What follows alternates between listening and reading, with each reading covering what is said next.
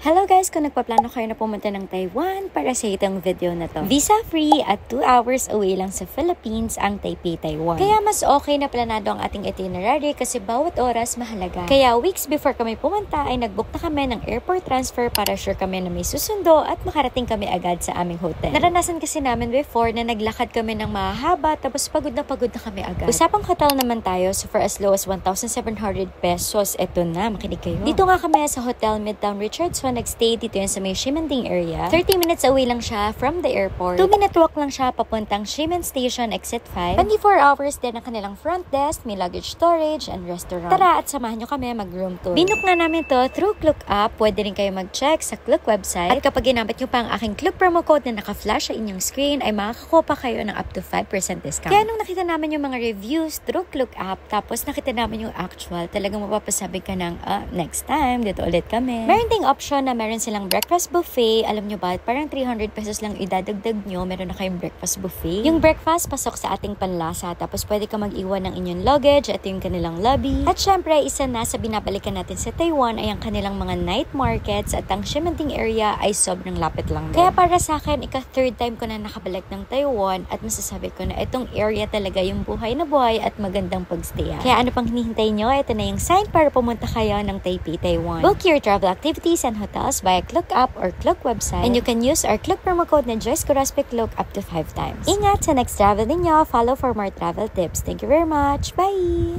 Hello guys! Kung magta-Taiwan kayo, isama nyo na ang Taipei 101. Umuulan nga nang pumunta kami, pero tinuloy pa rin namin kasi meron naman na kaming ticket from Klook. May separately na sila for online and on-site purchase. At kapag online tayo nag-avail, mas mabilis ang process kasi ipapakita mo lang yung QR code, isa-scan nila, tapos yun na yun. Sa entrance, may available na photo booth, pwede mo rin yung ipaprint. At pag-akyat natin ng elevator sa 89th floor, 37 seconds lang. Diba, ganun kabilis lang? At sa 89th floor, may access ka rin to 91st floor. At syempre, dahil maulan nga, ito na ang nakita natin. Wow, white.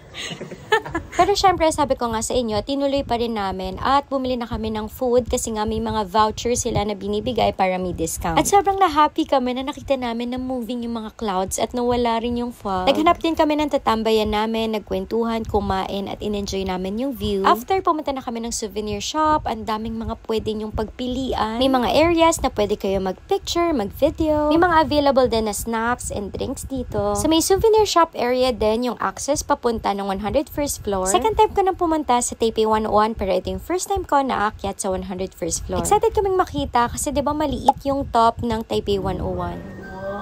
At makikita natin agad itong maganda na backdrop na pwede kayo magpa-picture. By the way, may time pala sila na ilalagay sa inyong ticket kung anong oras kayo aakyat sa 101st floor. O diba, more time na makapag-relax at makapag-quality time. Ito pala yung ilan naming mga photos na enjoy namin yung stay namin dito sa Taipei 101. Kaya kung ngayon pa lang, if you have plans to visit Taipei's iconic and world's tallest building, i-go mo na yan. Syempre, kakaibang experience din to. Kaya ano pang hinihintay nyo? Mag-book na sa Klook app or sa Klook website. I-search na lang Taipei 101 Observatory Ticket. Makaka-discount ka pa kapag ginamit mo ang aking Klook promo code na Joyce Coraspe Klook. Thank you very much. Bye!